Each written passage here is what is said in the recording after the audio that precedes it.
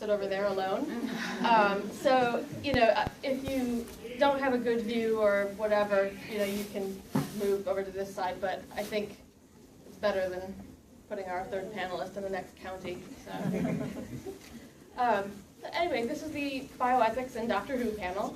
I'm the moderator for this panel. My name is Heather McHale. Thank you. My fellow panelists are Jody, who, in addition to having the coolest Sixth Doctor coat, is a very long-term Doctor Who fan. She's been a fan since the 70s and introduced her family to Doctor Who, which is doing the good work, right? And Lee Gao, who I'll introduce when she gets here, who I believe to be the only member of the panel with actual expertise on bioethics. So that'll be interesting. The thing that got me thinking about this topic is actually that the series has always been interested in these questions. That's where the Cybermen come from. That Kip Pedler, the creator of the Cybermen, was a medical researcher. He actually I didn't realize this until recently, but he actually worked a lot on the eye and on medical equipment that was used for things to do with the eye. So he was... I walked past the room.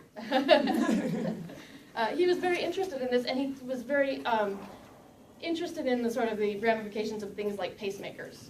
And that's sort of where the Cybermen came from.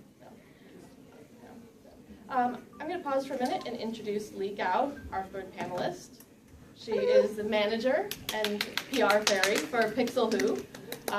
You'll probably see Pixel Who all over. They're here in the dealer's room, and they do the art for the Legacy game, if you play that game, right? And you said you're trying to get every single character, right? Every single major character from the 50 years of the show to have the, We're doing literally major, incidental, every character that's ever appeared on screen over the past 50 plus years. So that is fantastic. Like the 10th Doctor's got like 545 characters, for example. So it's everything from like, there's the Doctor's hand being cut off, and then you see it later on with like Donna grabbing at the hand. So it's very, very complete, yeah. In addition to that, Lee is a registered nurse at a level 1 trauma facility and has actually done some study on bioethics. So as I say, she actually has some background in this topic, which is not true for me. I don't know about you.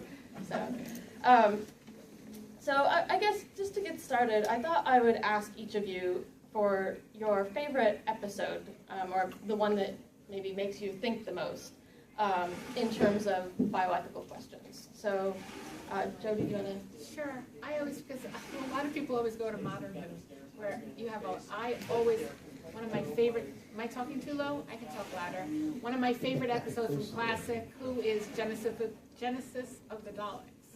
And, how more, do we have the right, even though they're evil, do I have the right to make an entire race extinct? And he really was struggling with this question. And so that was, that episode really hits home. Fair enough. For me personally, and I'll go opposite, I'll go with the Modern Who, I would have to say the Ganger story. It raises a very good question. First of all, we're able to clone. So we're kind of starting to edge on that point in terms of technology and ability to actually replicate biology in that way. But then also just the sense of if it's a being that believes it is who it is it not a person? I mean, you can go into all the philosophy of, I am, what is it? I think therefore I am. Yes, I think therefore I am. Yes. And so if we go with that philosophy, then they are their own person. But then what happens to the life that they know, right? You can't have two people raising the same children, or can you? It's that sort of thing. So that's probably my favorite episode because it really did delve more into that sort of area of bioethics and what do we do when the technology does catch up to that? And what are our actual, sort of ethical dilemmas that come up with it?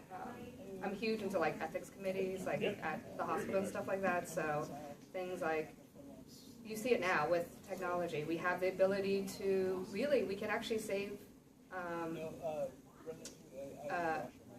guess, I'm trying to think of like the more PC term, but basically a baby can survive at 21 weeks. We can actually keep it alive and put on, but do we have the right to, if the baby comes out that early and with all of the later complication that comes with having such a premature birth, should we do all that? Or at the end of life, conversely, we have machinery that can keep people alive forever, theoretically. We can put feeding tubes in them. We can make sure that they get nutrients in any other way. If they're in a vegetative state, do we have the right to keep going? So that's where I'm very interested in that sort of thing, because I kind of deal with that on a daily basis.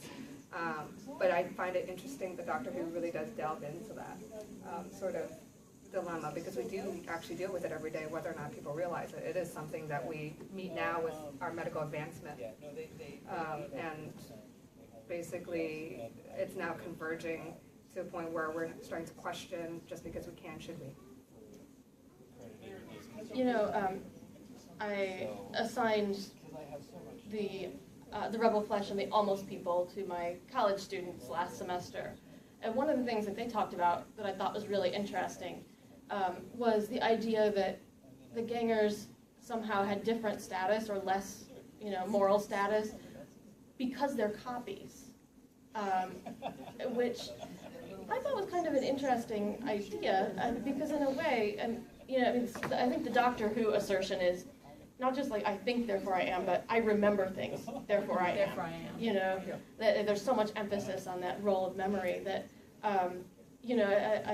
I really sort of pushed them to say why it would matter, like which one is the original and which one is the copy. And they never really gave me an answer that quite satisfied me about that.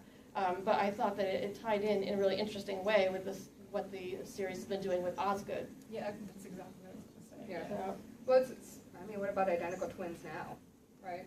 They're copies of one another. One of them is not less than the other. They share the same DNA for the most part.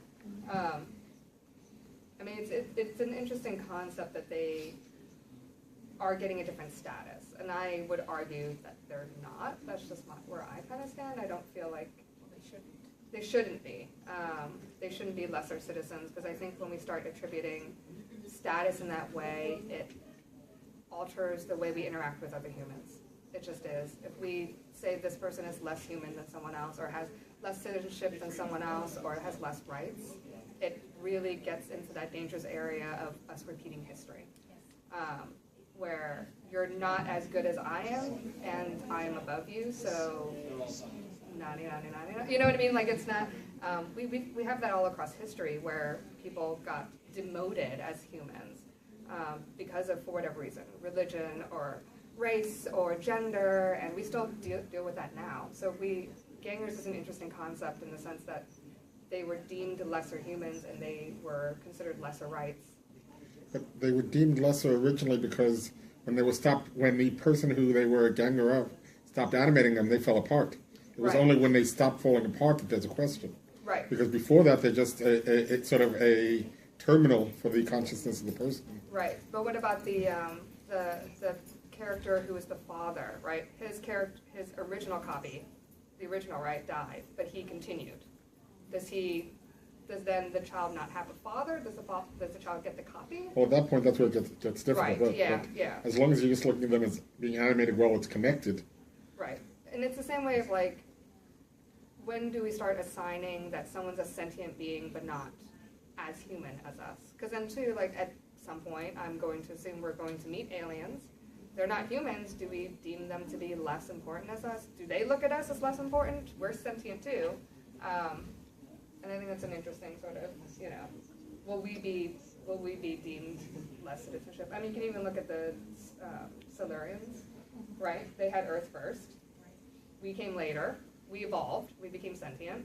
But the Silurians looked down on us. We were like the apes, right? We were like the people who just kind of were like the roaches that took over Earth from them. So it's interesting because it can work against us as well. Can we close that door? It's a lot of yeah. Oh, I'll get it. Thank you. You know, the most recent season actually takes that up in a lot of different ways. I think that question of, you know, what you do when you have two different groups and they have different needs, you know. And it's something that the show has always been a little bit invested in too. And that episode, why can I not think of the name of it? New Earth? One with the hospital, right? New Earth. New Earth.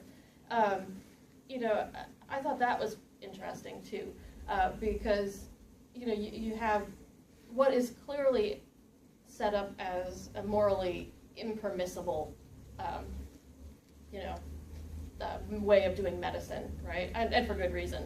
The doctor comes in and he's sort of this moral voice saying, you can't do that, you know. But both there and in the Almost People, part of the issue is that the humans who have created that technology don't actually understand what they've created. They don't realize, you know, how complex it is, or that it can have a will of its own. It can feel pain. It can feel pain. It doesn't die. Right. So, I mean, what do you think about that? Do you think that there's a sort of a unified statement that the show is making about that, or do you think that it's? I absolutely do. I think even all through Doctor Who, even in the past, it's always about the human condition. There was an episode, The Evil of the Daleks, where they wanted to turn people more into Daleks, and then they got it out. They got the opposite. They wanted the Daleks to become more human. It's always about, there's something about these humans that make them survive, even when, you know, that's something resilient about it. And so the Daleks say they're not worth anything because we don't care if they care, and they don't have our characteristics. And I think it's been spread throughout that you should consider all life important, not just those that are either like you or what you would consider good enough. Yeah, you know, at the same time, they blow up a lot of aliens. Yeah. I agree with you. I just, you know, I don't think there's not, ever been like there's never been a purposeful mass extinction of a race. They examine it in a lot of episodes, like where and they he deliberately almost didn't make the Daleks extinct, except I guess in the Time War, but they made their own people extinct too, except it wasn't at the end. But, Yeah. But no, I think they've gone out of their way not to do that. I mean, I think yes, they've killed a lot of people because they're attacking things and stuff, but I think they've made it a point. We don't have the right. Who are we to say this is better than something else? I think the question is also what makes a human a human, Right. right? Like what is it? Because I mean, Doctor Who has always been focused on protecting the human condition and protecting humans, and that humanity is such a special race. I mean, even one of my favorite quotes from the 10th Doctor is, "There's no such thing as an ordinary human." Right. And me personally, like for me, it touches a nerve because I'm like a nurse, and I believe that. Like, I don't think there is an ordinary human. I think every human is special and contributes in their own way, and life is just more beautiful with everybody's contribution. But if that's the case, if Doctor Who's trying so hard to protect the human race and saying how special we are, I think that's why the gangers bring up a good thing. When something is so like human, right? Do we then say no? Like, we're trying to preserve humanity and they are not human, so we cannot have them exist. I think that's where they struggled with that episode, with the argument was that no, we are so special we can't have something that similar to us. Versus everyone else is like, no, they're so similar they are us. And I think that's interesting. You see that with Bracewell too. I mean, it's different. You know, he's a I guess a Dalek android, right? But you know, he's conscious. He's got his own consciousness, and he's not visibly different from the humans. You know, he passes for human for a long time, and it seems to me that the show very clearly comes down on the side of saying that he deserves to have his own life, and you know, he's not less important, which, you know, for something manufactured by the Daleks, I think is a kind of an interesting stance. Okay. I saw your hand in the question. I was gonna say, at the same time, I think humans do disappoint the doctor, because like, if you look at Harriet Jones, Prime Minister, and, you know, the doctor had resolved the situation, but in some ways, the exposure the humans have had to the doctor's protection, it appears sometimes that the humans then feel like, well, we are extra special, so we deserve to live more than other people. And I think when the doctor sees that, he's very disappointed. Because he's not trying to create a situation where he's always picking the humans over. He's trying to pick someone who is not the attacker, perhaps, or someone who can allow for the other. Part of why he doesn't like the Daleks is they have no tolerance for the other, you know. And the doctor sees value in diversity, I feel like.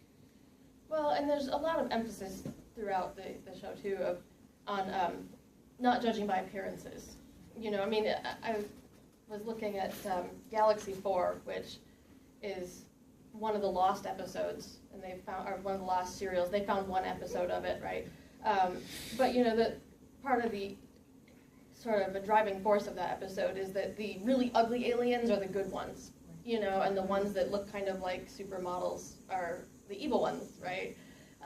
And there's a lot of emphasis on that, I think, over the course of the series, except possibly in the 80s. And, you know, and I think it ties into that idea that, you know, you have to be open to other kinds of life and other ways of thinking about things. You know, I mean, I was thinking too about the episode with Rose and the Ninth Doctor and the Gelb, right? So, Unquiet Dead, right? Where, you know, the Doctor says, well, if they can only survive by sort of, you know, taking over the corpses of these dead humans, then let them do it, you know? The dead humans aren't using them, basically. And, you know, and then when Rose complains about that, he says, you know, it's a different kind of morality. You have to think bigger. And I think he's always saying that, like, you have to think with a wider perspective. However, but he also, if you do something that he doesn't like, he makes sure you know you're wrong, and he'll put you in his place, so he sort of almost does opposite of what he says he does sometimes. Well, You know, often. So that's interesting too. I think he kind of feels that, well, for the longest time, as feeling like he was the last of the Time Lords, he had this responsibility, like he had to be his own ethics committee. Like he was just on his own and he was going to judge what was or wasn't allowed, and, you know, what was allowed to exist, what wasn't allowed to exist, what we should allow to have happen, and what we have to, you know, what history he could change. And I think he went with that for a really long time, and then you see it kind of switch over when he realized he's not the last of the Time Lords. You can see he started having more difficulty trying to be the one and only judge. So, you know, you have him at his lowest, right? Well, not lowest, but like at the bottom where he's the Time Lord victorious. And he's gone just too far. And where he realizes he really can't be the only judge of the situation, that he really does need that sort of connection to another human to give him some perspective.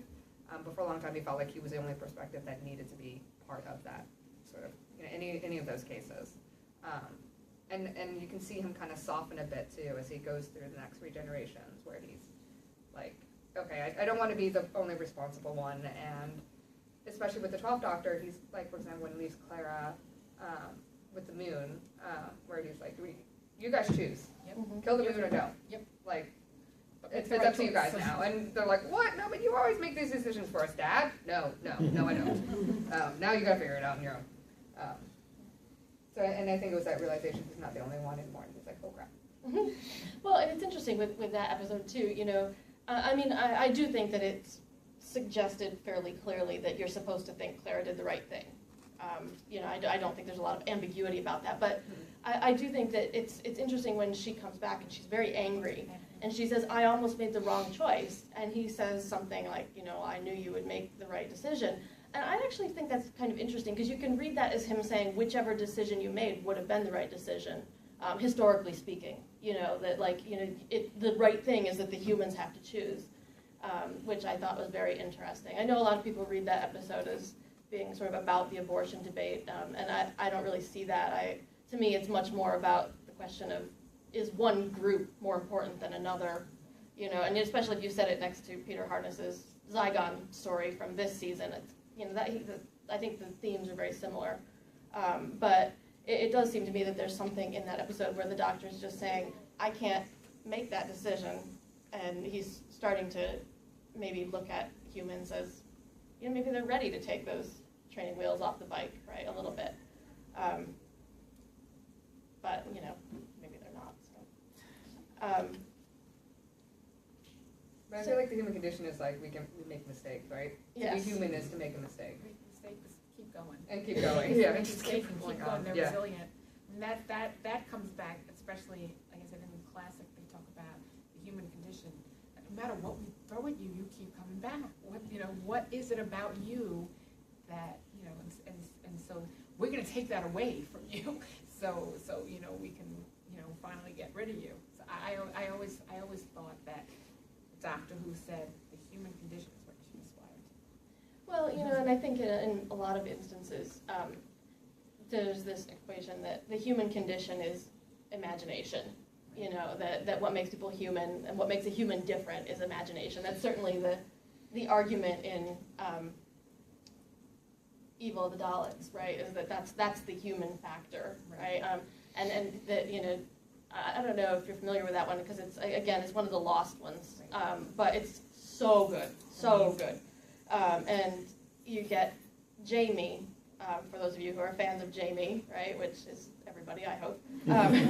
You get Jamie being put through a series of tests, and the Daleks are going to take his responses and use that to figure out the human factor. And the doctor says at some point afterwards that he knew that if he sent Jamie to do this, that what he would get would be the best qualities of the very best qualities of the human, right? That be courage and resourcefulness and compassion, right, and all of those things that he sort of explicitly says that's what makes you different from the Daleks. I mean, my argument is I feel like the human condition is, at its essence, kindness and empathy. I think we as humans, when it gets really bad and we see other humans suffering, we have this sudden need to want to help. Complete strangers. You could, you see like disasters and in other countries, and your first instinct is like, we have to help them. We have to raise money. You don't know these people, but it's this natural instinct to want to protect humans and other human beings. And so I feel like there's always going to be people who don't represent that, but humanity at its core is kindness and empathy. Well, exactly what you said, Donna, in the one with Peter Capaldi, with the line. Now I'm not thinking of the Fire Pompeii. yeah, the fire Yes. of Pompeii, when she's like, Just just save one. Yeah. Just and it brought it to him. I mean, that was it. That was the human condition. That was the human factor. I don't care if you. I know you can't save everyone. Just save them. And I think that was brilliant. I would say he doesn't really want you necessarily saved forever, though. Because, when Captain Jack kind of became static, when the situation with me, it kind of weirds him out. If there's going to be a human who's going to stick around too long. I think as when you're part of humanity too, is that it is a lifetime. You have but a lifetime. It's not continuous. We don't get to regenerate, and because that knowledge that we're all going to die eventually, we tend to have that interest to make the most out of it. That interest to try and help each other out and extend other people's lives. You know what I mean? There's this whole thing, and I think that's why Lady Me, and like you said, she becomes less human, and so does Captain Jack. That living forever somehow takes away that human condition. And there's plenty of arguments about why, but I think our understanding of the fragility of life, I think makes us human as well. Yeah, you know, and I think the series is maybe more consistent about that than almost about anything else, right? That part of the value is that you know you're mortal and you have a limited span. I mean, there are so many episodes that come down sort of strangely opposed almost. I mean, I think almost strangely opposed to sort of augmentation of the body, or, you know, any sort of move to modify the human body. You know, yeah, Cassandra. Or extend life. Right. Yeah. I mean, you know, whether it's, you know, in terms of giving you a sort of a superpower or extending your life or whatever, you know, you get lots of examples of that, from sort of sympathetic ones to, you know, the half-faced man, right, where the doctor says, like, you know, you're not even the same, there's nothing in you that's original to you anyway, right? And you would think that maybe the doctor shouldn't care about that if bodies are not really important, and surely they're not that important if you come from a culture where anybody can regenerate. But even with that, there's that loss. They lose whoever they were before, and there's this. I mean, David Tennant going, I don't want to go. He doesn't want to end that cycle. Like, it's very, like, even with the Time Lords, they know that whatever, yeah, they'll live for like thousands of years, but they also know whichever body they're currently inhabiting, it's not going to be forever. So there's still that concept of, like, there is going to be change, and they are going to lose themselves completely to the next. Oh, I'm sorry.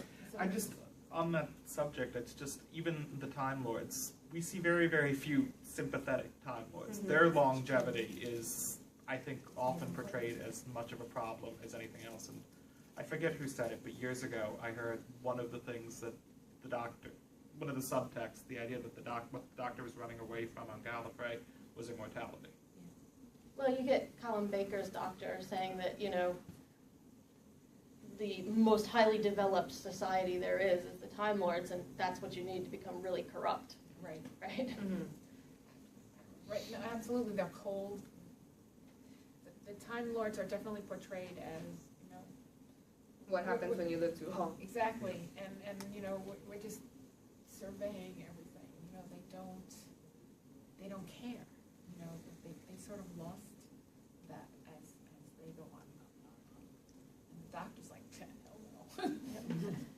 I have from personal experience, there's a concept in medicine, the concept of a good death versus elongating someone's life, and the quality of life is poor. And a good death is that yes, the person is going to die and it's very sad, but and not to underplay that at all, but that they should die with dignity and grace and in a way that honors their life, as opposed to having them on machines that can elongate their life where they, you know, maybe aren't enjoying life anymore. And it's a very strong concept. A lot of if you talk to actually a lot of medical people, they'll tell you, they're like, I'm gonna tattoo a DNR on my chest. Like, it's like in like literally, like, there's like a thing. And it's interesting because in a hospital you'll see people struggle with that, where it's almost like you have to let the family and the patient know it's okay if you want to die. It's okay if you want to die, but you want to die in your own way. Like, you have permission. You don't have to